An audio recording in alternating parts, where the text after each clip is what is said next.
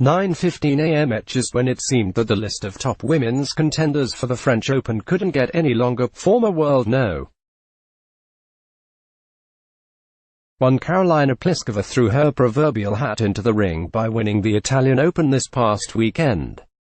The direct acceptance list for the French Open, which starts Sunday in Paris, features 13 current or former active Grand Slam singles champs, ranging from top-ranked Naomi Osaka to No. 102 Svetlana Kuznetsova. The top 3 may not be as strong as in some past times, but the top 15 are the strongest ever, ESPN analyst Pam Shriver told ESPN.com. Still, one player towers over the field, even if the long shadow she casts forms an enormous question mark.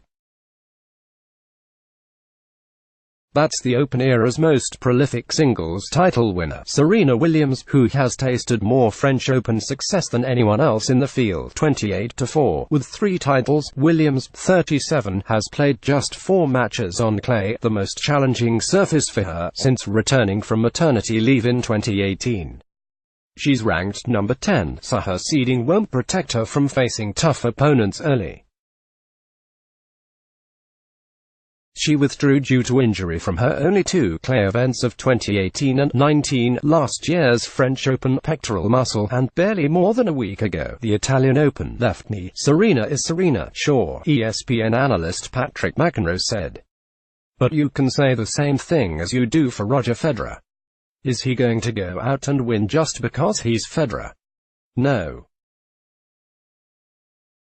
It's going to take a lot of work and hard matches played under stress and pressure. If Serena can win a few matches, anything could happen, but it's going to be difficult. Serena Williams has played only 4 matches on clay since returning from maternity leave. Adam Pretty, Getty Images. Problem for Williams is that, unlike Federer, she hasn't been healthy and hasn't banked any matches. She would show what an incredible athlete she is if she won the French Open, ESPN analyst Chris Evett said. Because that would be an upset. Sure, if she's healthy and has a good draw the first week, she could play her way into it.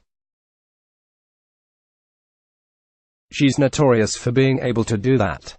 But I have more belief that she can do something like that at Wimbledon. Williams' legions of fans might have to wait, or they can pick any number of other options. It was a difficult task, but we've winnowed down our focus to 6 additional French Open contenders. We're including the players' universal tennis rating, which is their ranking based on their 30 most recent results over the past 12 months and provides a more accurate snapshot of the current form. Naomi Osaka to rank number 1, UTR rank No. 80 2018-19 combined record on clay, 12-5 French Open career, 4-3 best French Open, 3rd round, 2016. But bear in mind that a year ago at this time, Osaka was just 20 years old and ranked career high No.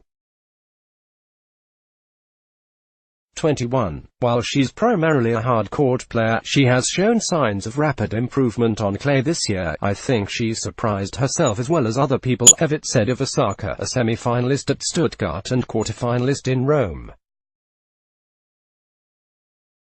Osaka withdrew at those respective stages from those events, an abdominal strain and injured right hand, respectively, underscoring Evett's contention that being fresh and healthy might count for more at the French Open this year than ever before. Her footwork, the sliding, they have improved tremendously, Evett said. Osaka has been pleased, but she's still hungry. She said following her 3rd round win in Rome, I feel pretty good. Semis, quarters, hopefully farther than quarters. I think that's good for me. I've never done this well on clay. I'm obviously looking to progress more. Carolina Pliskova to rank No.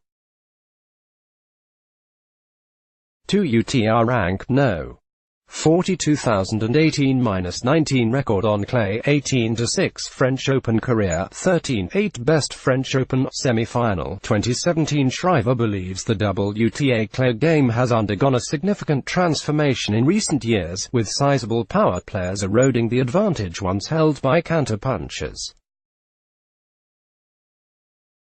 Small, quick and steady Simona Halep is the defending champion, but she has also lost 2 French Open finals, both to bigger women who play a more aggressive game, Jelena Ostapenko and Maria Sharapova. Point 1 related: if you can hit through the slower conditions, Shriver said, you can do well at the French Open. Pliskova, a 6'1" former US Open finalist, is capable of just that.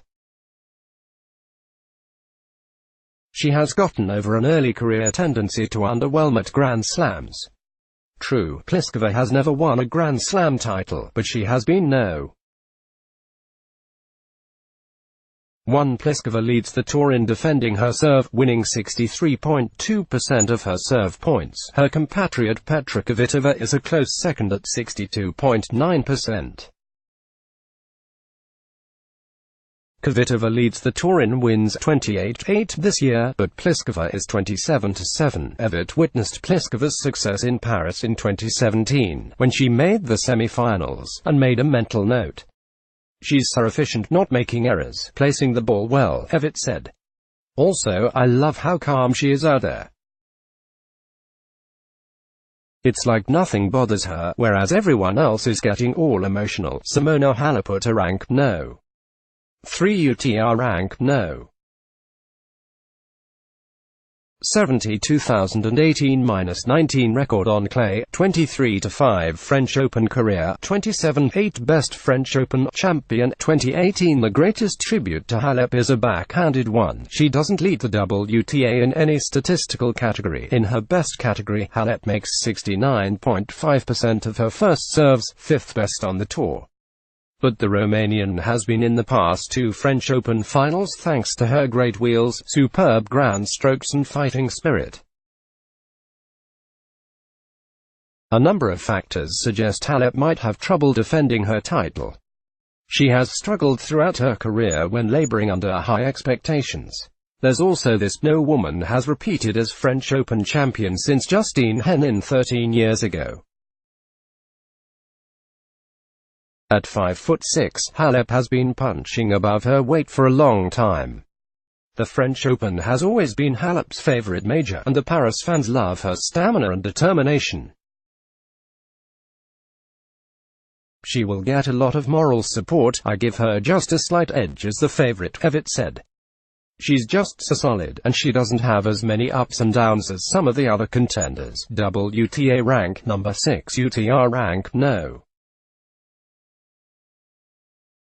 12,018-19 record on clay, 23-5 French Open career, 20-9 best French Open semi-final. 2012 Kvitova became the first woman to win more than one title in 2019 when she locked down the victory at Stuttgart.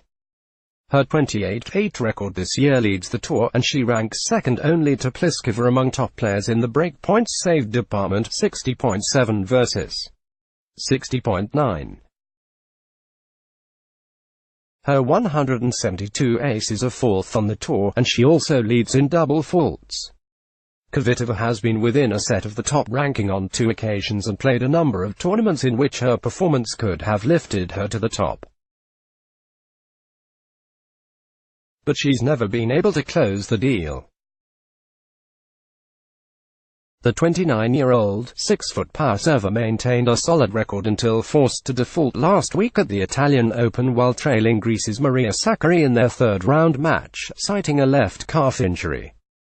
Kvitova's spokeswoman told Reuters in an email, she is hopeful that it's nothing serious. Kvitova has occasionally been undermined by her nerves, but her streak of inconsistency might be an even more damaging liability.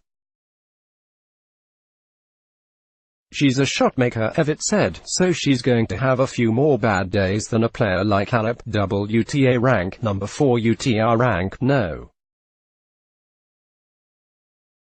22,018-19 record on clay, 27-8 French Open career, 14-8 best French Open semi-final. 2016 Bertens has been the revelation of this clay season and goes into the French Open with the hottest hand among the contenders. The 6-foot, 27-year-old from the Netherlands is a late bloomer who has never generated much buzz. But she has a whopper of a serve and an airtight, all-around power game to back it up.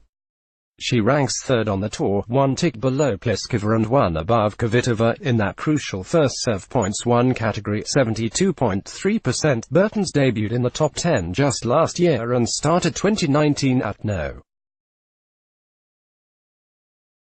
9. The way she's built upon that has been more than impressive, Shriver said. Since moving from the US to European clay, Bertens has amassed a 12-2 record and made at least the semi-finals in her past 3 tournaments. In winning Madrid, she didn't drop a set as she knocked off 4 Grand Slam champions, including Halep in the final. Kiki is such a mature, top player now, Shriver said. It feels like her lows are close to her highs.